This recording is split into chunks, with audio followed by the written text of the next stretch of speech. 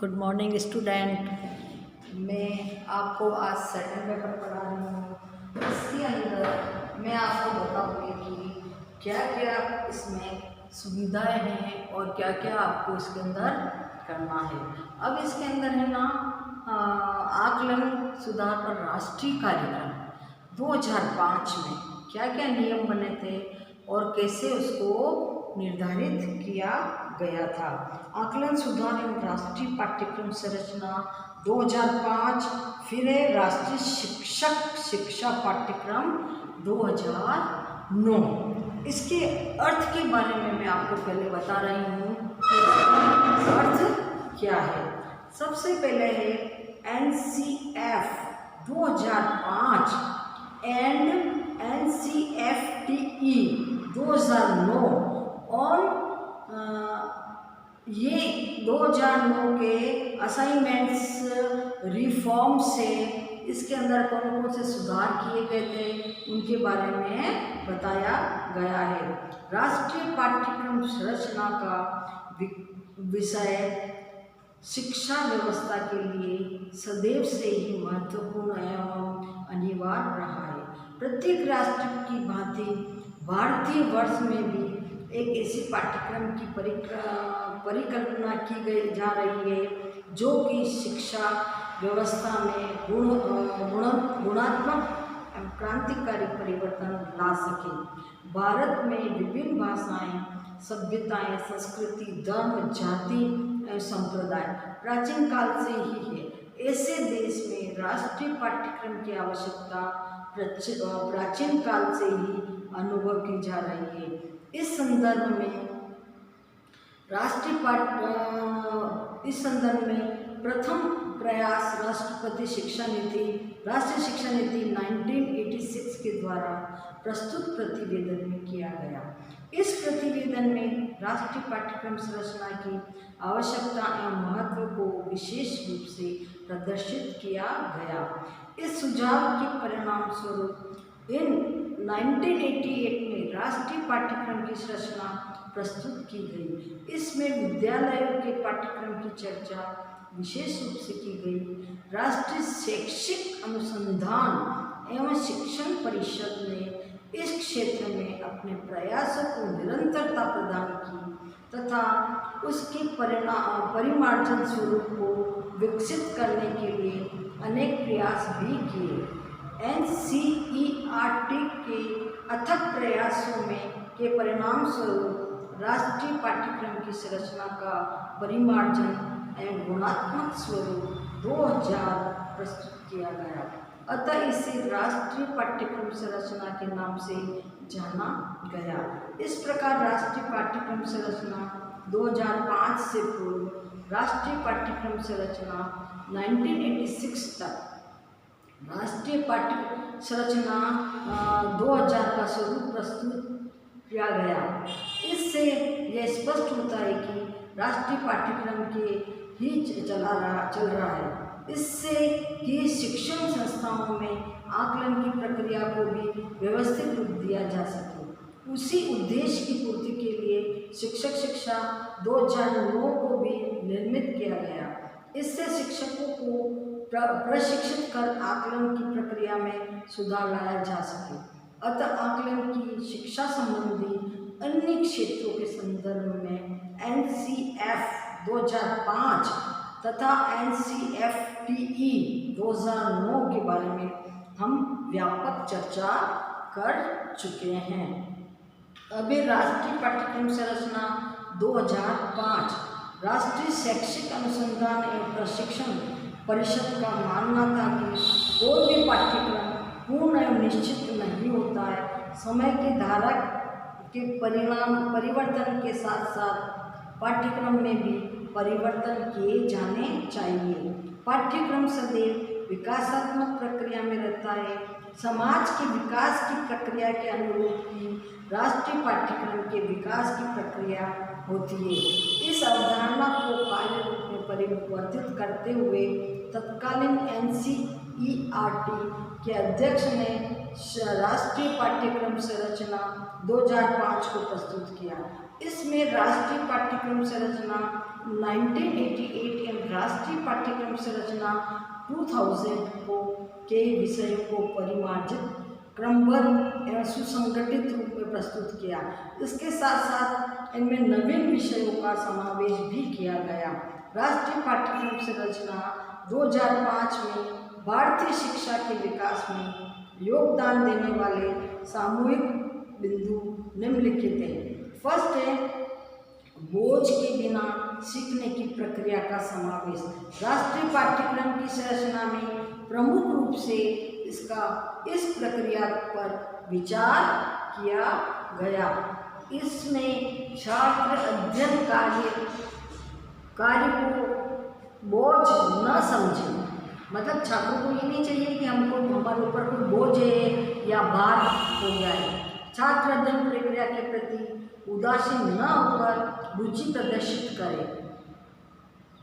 इसके लिए पाठ्यक्रम में प्रत्येक स्तर को ध्यान में रखा गया है, अर्थात प्राथमिक, पूर्व प्राथमिक, उच्च प्राथमिक एवं माध्यमिक स्तर को ध्यान में रखकर समस्त पाठ्यक्रम संबंधी क्रियाओं को निर्धारित किया गया है, जिससे कि छात्र इस पाठ्यक्रम को बोझ न समझे। नेक्स्ट है भाषाई शिक्षा का समावेश। भारतीय शिक्षा की दृष्टि से पाठ्यक्रम में समन्वित स्वरूप प्रस्तुत किया गया है। मातृभाषा, राष्ट्रीय भाषा एवं विदेशी भाषाओं को उनकी आवश्यकता के अनुसार महत्व प्रदान किया गया है। पूर्व प्राथमिक स्तर अनुदेशन की भाषा को मातृभाषा के रूप में स्वीकार किया गया है, अर्थात पूर्व प्राथमिक स्तर पर छात्रों को मातृभाषा में शिक्षित होना चाहिए। यह शिक्षण अवधि 2 वर्ष तक की होनी चाहिए।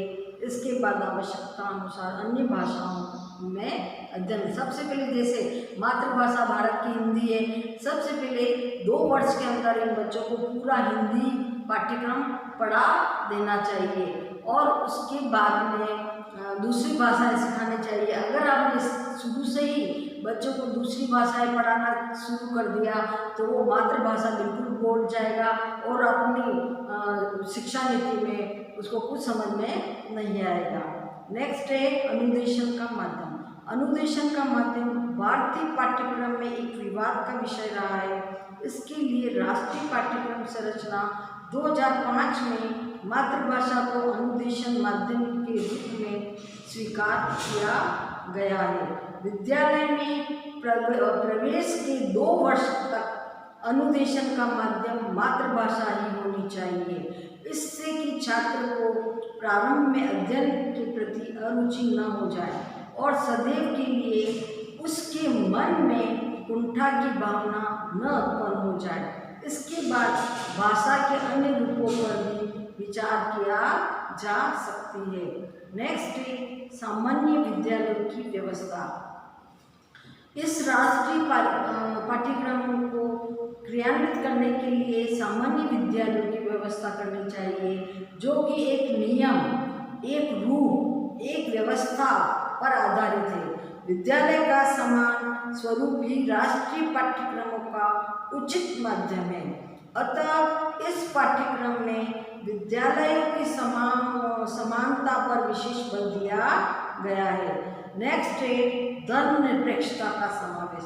भारतीय समाज में सभी धर्मों को सम्मान, श्रद्धा एवं सम्मान के साथ आदर दिया जाता है। इसलिए किसी भी धर्म विशेष को पाठ्यक्रम में समावेशित नहीं किया गया है। भारतीय शिक्षा एवं शिक्षालयों को धर्मनिरपेक्षता की स्थिति में रखा गया है।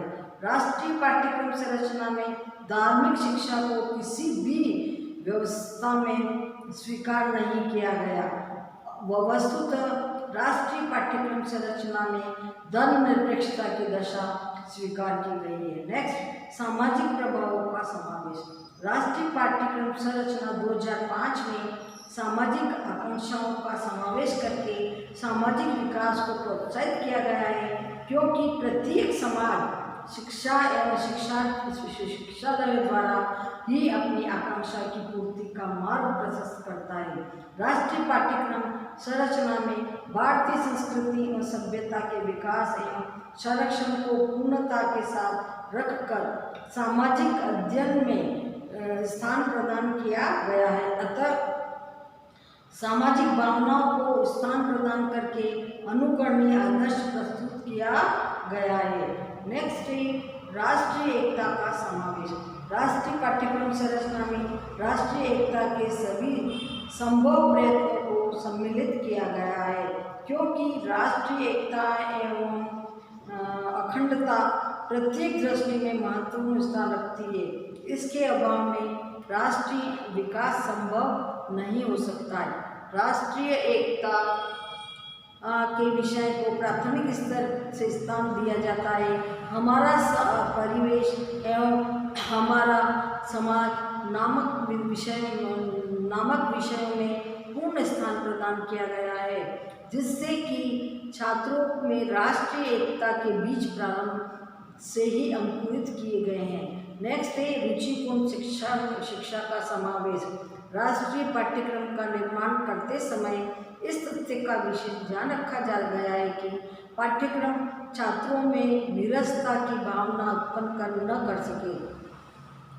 पाठ्यक्रम छात्रों में अध्ययन के प्रति रुचि उत्पन्न करने वाले हो, जिससे महत्वपूर्ण शिक्षा व्यवस्था रुचिपूर्ण हो। इसका प्रत्यक्ष उदाहरण प्राथमिक स्तर पाठ्यक्रम एवं निर्धारण शिक्षण विधियाँ हैं। प्राथमिक स्तर का पाठ्यक्रम छात्रों में उचित रुचि उत्पन्न करता है और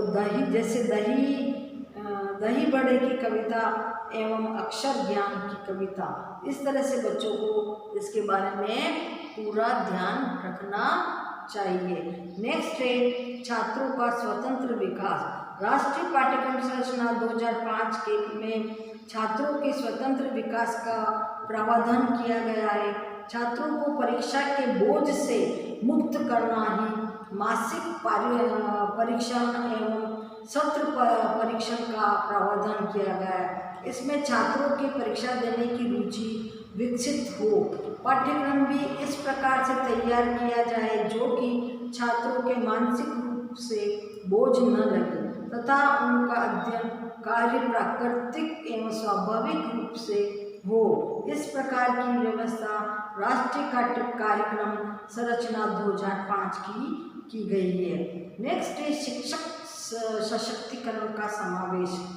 शिक्षक की दृष्टि स्थिति सुदृढ़ होने की व्यवस्था के अंतर्गत ही शिक्षण कार्य प्रभावित एवं रुचिपूर्ण होता है। शिक्षक यह आधारशिला है जो कि शिक्षण व्यवस्था को विकसित एवं प्रभावी आधार प्रदान करती है। अतः शिक्षक को आत्मविश्वास से पूर्ण करने की और इस पाठ्यक्रम में व्यवस्था की गई है। शिक्षक के द्वारा ही इस पाठ्यक्रम को उचित प्रकार से क्रियान्वित किया जा सकता।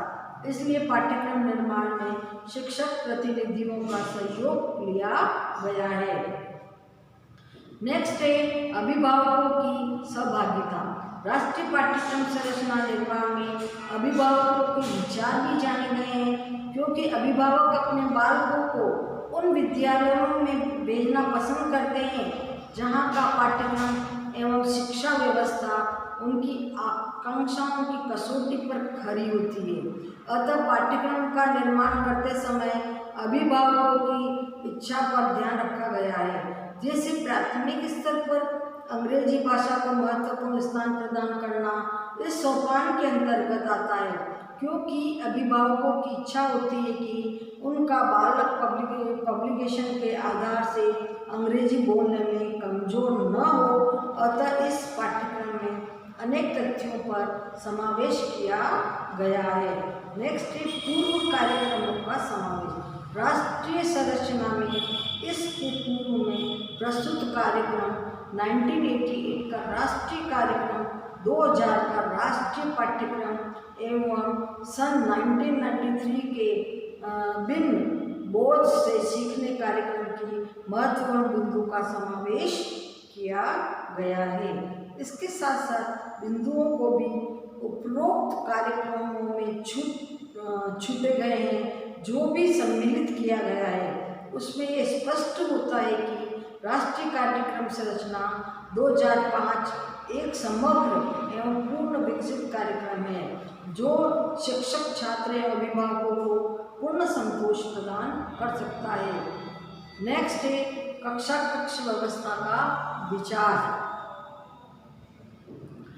मातृभाषा को शिक्षण माध्यम की समस्या पर विचार करते हुए कहा गया है कि यदि किसी विद्यालय में भोजपुरी, असमी, पंजाबी एवं अर्ध भाषा के विकास अध्ययन कर सके तो इस स्तर पर किसी प्रकार के शिक्षकों की व्यवस्था होगी। इस प्रकार एक शिक्षक विभिन्न प्रकार की मातृभाषा वाले छात्रों का शिक्षण करेंगे और इसमें सकारात्मक एवं नकारात्मक बिंदुओं पर ध्यान दिया जाएगा। नेक्स्ट है वित्तीय एवं मानवीय स्रोत पर विचार। राष्ट्रीय पाठ्यक्रम संरचना में वित्तीय एवं मानवीय स्रोतों के उपलब्धता पर पूर्ण रूप से विचार किया गया है। भारतीय परिस्थितियों को ध्यान में रखकर निर्माण किया गया है। पाठ्यक्रम ही भारतीय परिस्थितियों में क्रियान्वित हो सकता है। इस पाठ्यक्रम में क्रियान्वयन में वित्तीय एवं मानवीय स्रोतों की प्रचुरता होनी चाहिए। इस पर राष्ट्रीय पाठ्यक्रम 2005 की संरचना में पूर्णतः विचार किया गया है। नेक्स्ट है मानवीय मूल्यों का समावेश। भारतीय संस्कृति में मानवता एवं नैतिकता का महत्वपूर्ण स्थान दिया गया है। अतः यह संभव नहीं है कि भारतीय शिक्षा पाठ्यक्रम में मानवीय मूल्यों का समावेश न हो। इस तथ्य का दर्शन आपको प्राथमिक स्तर के पाठ्यक्रम से ही होता है। प्राथमिक स्तर का पाठ्यक्रम में कहानी एवं नैतिक शिक्षा के माध्यम से मानवीय मूल्यों का समावेश किया जाता है। इसमें मानवीय मूल्यों के विकास का क्रम उच्च माध्यमिक स्तर की पाठ्यक्रम तक चलता है। अतः राष्ट्रीय पाठ्यक्रम 2005 की संरचना में मानवीय मूल्यों को विकसित करने का वाली विषय वस्तु को महत्वपूर्ण स्थान दिया जाता है। पूर्व कार्यक्रमों के आधारों की सफलता असफलता पर विचार किया गया है। राष्ट्रीय पाठ्यक्रम संरचना 2005 को निर्मित करने से पूर्व इन तथ्यों पर पूर्ण रूप से विचार किया गया कि इससे पूर्व के कार्यक्रम एवं आयोग में के सुझाव ठंडे बस्ते में क्यों चले गए। आयोग एवं राष्ट्रीय पाठ्यक्रम के क्रियान्वयन कागजी कार्रवाई बनकर क्यों रह गए। इन सभी बिंदुओं पर विचार करने के बाद ही इन पाठ्यक्रम का स्वरूप प्रस्तुत किया गया है। अब राष्ट्रीय पाठ्यक्रम संरचना 2005 में NCERT द्वारा पूर्ण सावधानी का प्रयोग किया गया है। इस पाठ्यक्रम में उन सभी तथ्यों को दूर किया गया है जिसके कारण पाठ्यक्रम क्रियान्वयन में बाधा उत्पन्न होती है तथा इन तथ्यों को महत्वपूर्ण स्थान प्रदान किया गया है।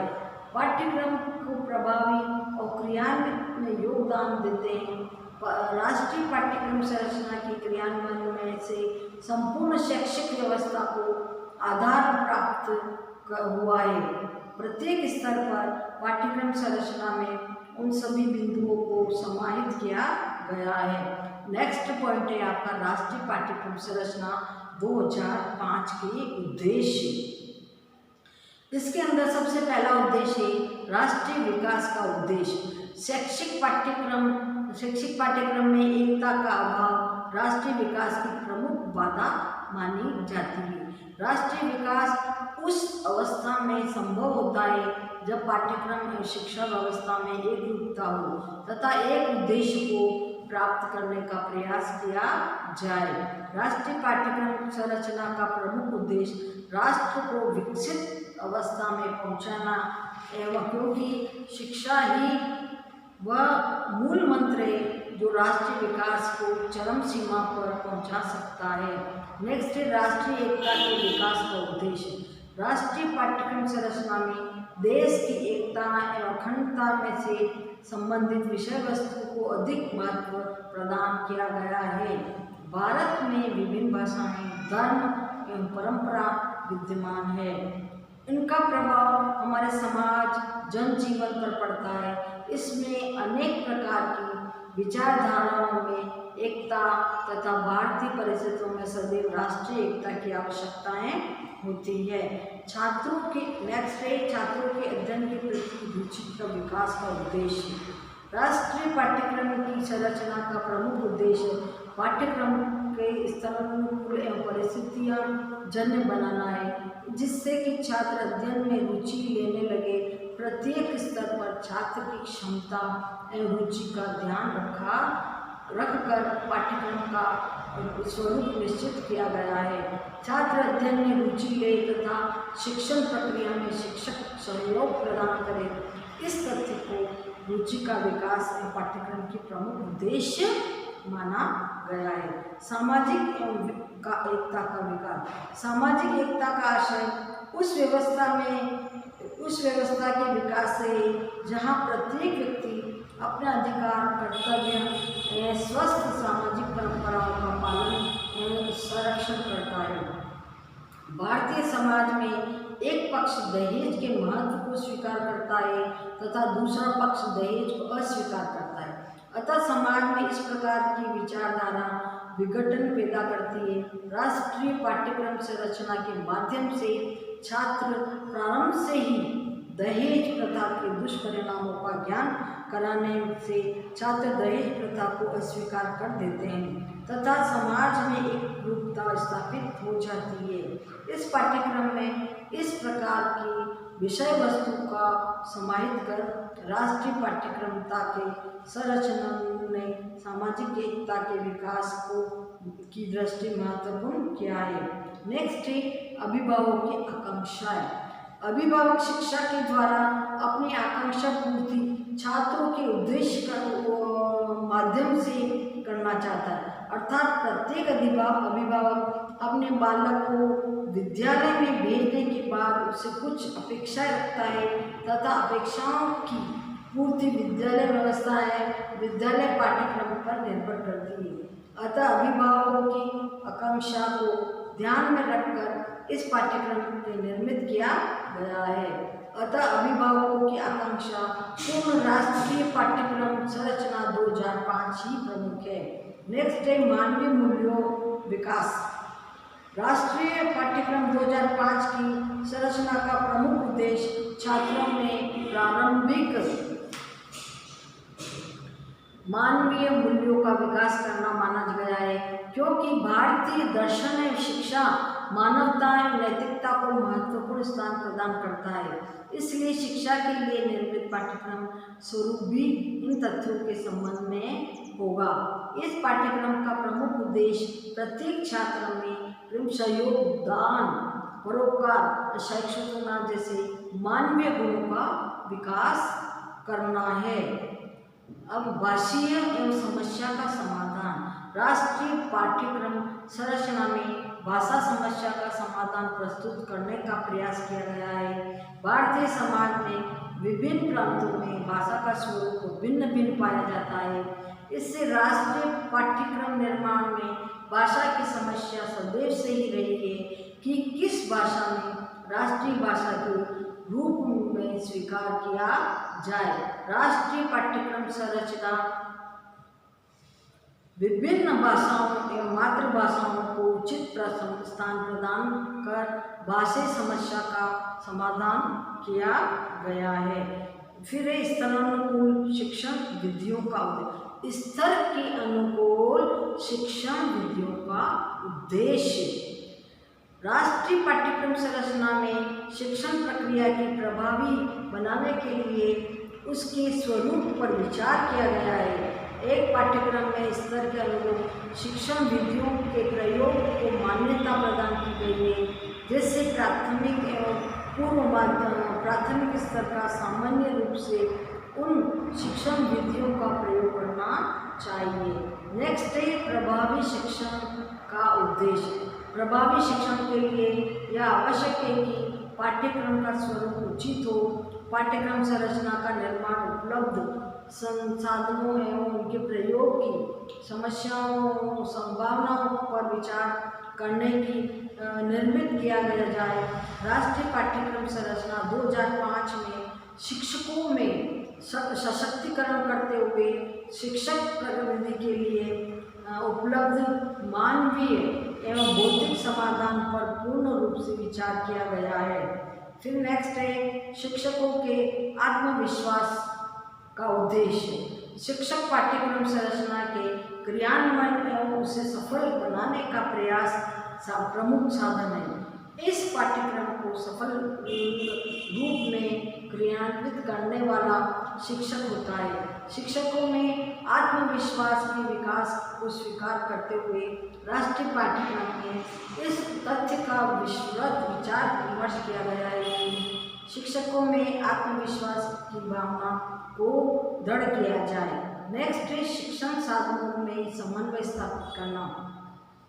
राष्ट्रीय पाठ्यक्रम 2005 की संरचना का प्रमुख उद्देश्य शिक्षक के मानवीय और भौतिक साधनों में समन्वय स्थापित करना भी है, क्योंकि पाठ्यक्रम के निर्माण में के पूर्व उपलब्ध शैक्षिक साधनों पर विचार किया गया है। राष्ट्रीय पाठ्यक्रम संरचना में उन सभी साधनों को उचित एवं महत्वपूर्ण प्रयोग प्रदान किया गया है।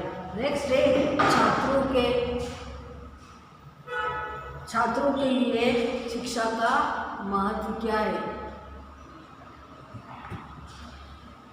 इसका उद्देश्य सर्वांगीण विकास के लिए कि इस पाठ्यक्रम में छात्रों की क्रियान्वयन संबंधी रखने के लिए प्रयोग एवं सिद्धांतीय पक्षों का समन्वय किया गया है। नेक्स्ट है सांस्कृतिक एवं संरक्षणता का उद्देश्य।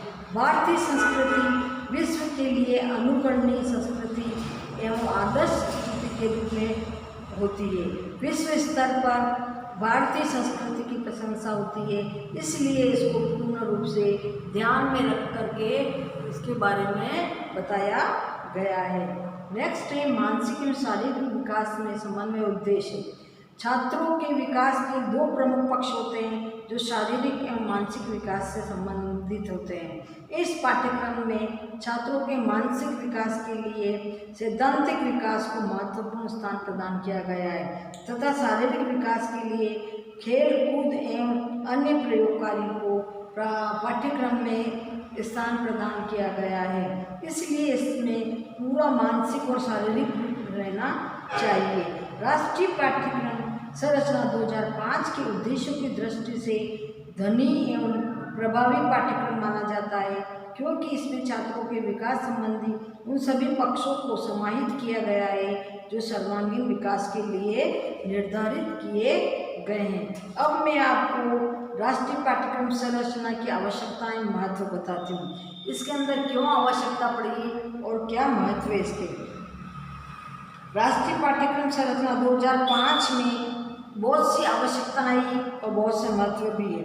पहला है नवीन तथ्यों को समावेश किया जाना।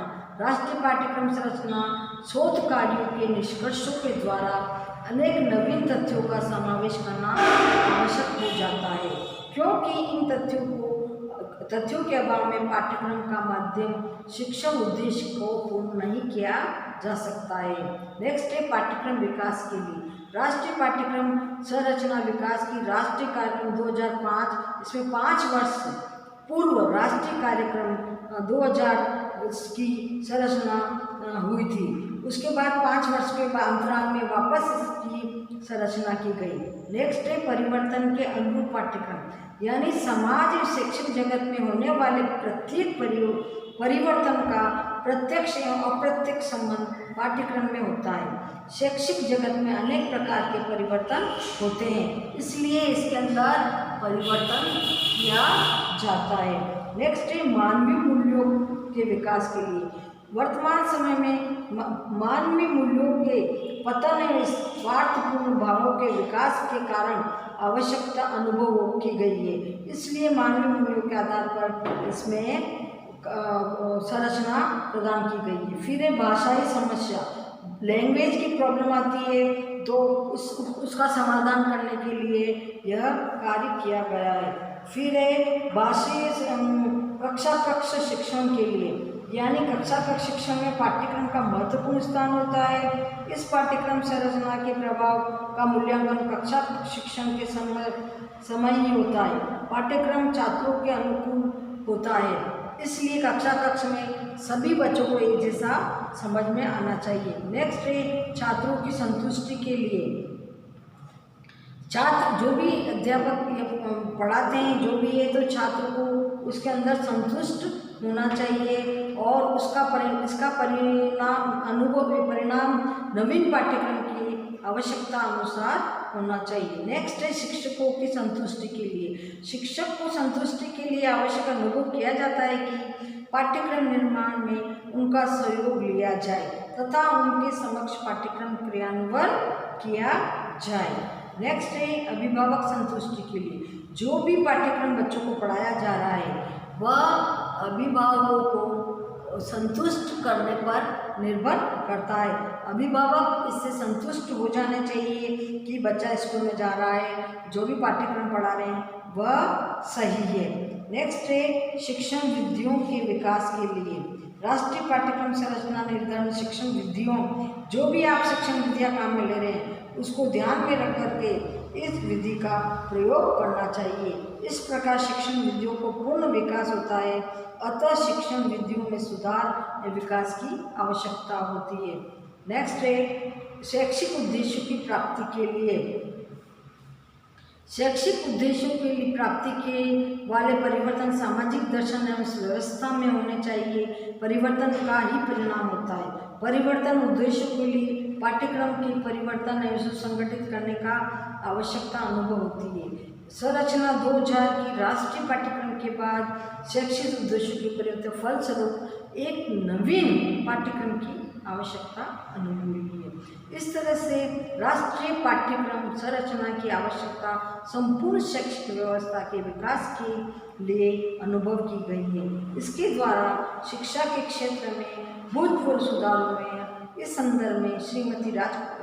संदर्भ में बताया है कि राष्ट्रीय पाठ्यक्रम संरचना 2005 भारतीय परिस्थितियों के छात्रों के शिक्षकों को अभिभावकों के आकांक्षाओं की पूर्ति करने वाले महत्वपूर्ण है। इस तरीके से राष्ट्रीय पाठ्यक्रम 2005, 2009, 2005 के उद्देश्य और उसकी आवश्यकता, महत्व, ये आपने आज इस वीडियो में पढ़ लिया है। अब इसको आप ध्यानपूर्वक समझिए और जो भी प्रश्न आपको दिए जा रहे हैं उन प्रश्नों के उत्तर को लिखिए। Thank you.